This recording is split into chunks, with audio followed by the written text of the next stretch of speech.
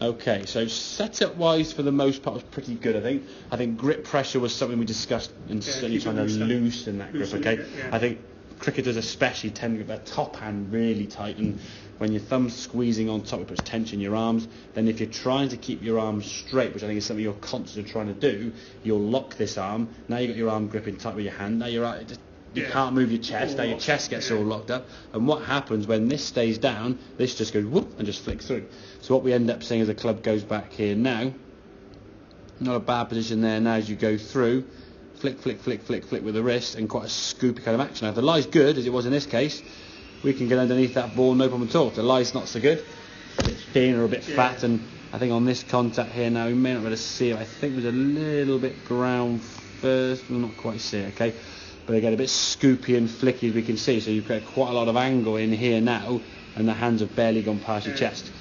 Now this one on the left hand side, I think you'll probably get my elbow bent, but for me I'd rather see that movement where your hands keep going through here with a better strike, and the club and the hands stay nice and low to impact that way and through, rather than this way where your hands sort of stop and just go scoop.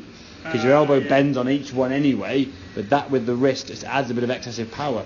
And the contact you're going to get from that is just going to be a little bit inconsistent. You're either going to hit middle of the ball, hit a perfect strike, or you thin it. And also as well, if you hit the golf ball properly with that amount of scoop flick, you're actually adding a bit of loft to the golf club. So in your head, the distance this club should travel with 46, 47 degrees of loft is now going to go less because you're adding loft to that by scooping it with your wrist, yeah? So now when you're playing a shot in your head with a pitching wedge or a 9 or a sand-on or whatever club you take, it's going to come out higher and softer than your expectations. So then, of course, as it comes shorter and you hit the ball harder, you might thin it. Then you try to ground it and you hit the ball fat. So then you're always, and your distance controls in all over the place. Depending on what, you might do the same 3 swings, and say we're going 30 yards, you might do 3 swings and go 10, 30 or 60.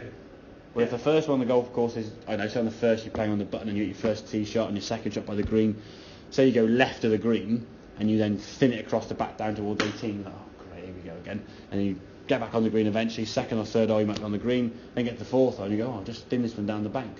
I'll be a bit soft on this one, and then you just duff it in the green in front of you. And you're, oh, great. And then you always go reacting. So when we had a couple of shots on here, when I said things like, oh, that was a little bit matte first, the next was a bit, oh, no matte at all. Or one was a bit clean, and then the next was a bit matty kind of thing. You're always kind of reacting up and down, or back and forth to the previous shot. Rather than, and again, I think when we hit shots, I think this one on the left-hand side hopefully shows the full version of it.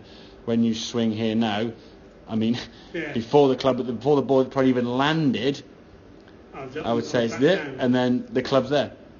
So as you're looking to see, your brain's now seeing this, see where the ball goes. Not where the club is. And what have you? How far have you swung it? Now, unless you actually stop the video, okay, you swung it to here, you're not going to see, because your eyes aren't going to see that golf club. It's not going to feel anything. It's going to, okay, right, there's the ball. Then okay, how far have you swung it?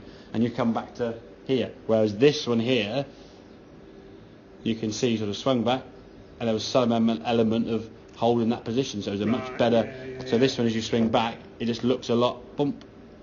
The same with my drive. I don't always follow through. It's a bit. Yeah, and I think that sort of. Cranky, exactly. So I think if we can, in all shots, in some way, just constantly holding that finished position. I think for me, summary, looser grip pressure is going to be a massive thing, just to allow the arms and the body to move effectively.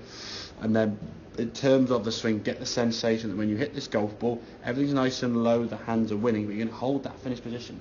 Take on information that's given to us. Right. The same as if you hit a putt on a golf course, if you knock it 5-6 foot past the flag, don't go, turn away and discuss. Watch what it's doing. Because what it does past the flag is going to return back the other way towards the opposite. Yeah. So you can get the information there, and I see so many guys hit shots and they turn around, oh no. I think, oh no, you just lost it. There's information been given to you and you just ignored it or turned away and missed it. Okay. So the more information we can take on when we play shots, the more information then we can gather, the better we're going to be in the future to actually judging distance. And when you strike a golf ball, we said when we go hip to hip with the swing, so roughly kind of here to there, I think was roughly the sort of swing length, it went about 30 yards. This one would have gone a little bit further because you had a bit more energy through the golf ball, but the swing itself was a good swing. The hands and arms are sort of creating a nice shallow arc here rather than sort of whoop, and doing that. This sort of scoopy flicky, okay? So don't worry about the arm not staying straight. keep the hands winning that race to go through. If it means a little bit of elbow bend here, I'd rather see a little bit of this than and stop. Because once the arms stop, that's the big no-no in chipping and pitching. The arms stop, anything can happen. The wrist can flick, the club can stick in the ground. It's going to result in a lot of bad shots. I think that the arm stopping generally comes from tension, trying not to stop flicking or bending the arm, isn't it? And that tension then just gets really tight and you can't move. Lovely, really good. Does that make sense? Yeah. Excellent, good stuff.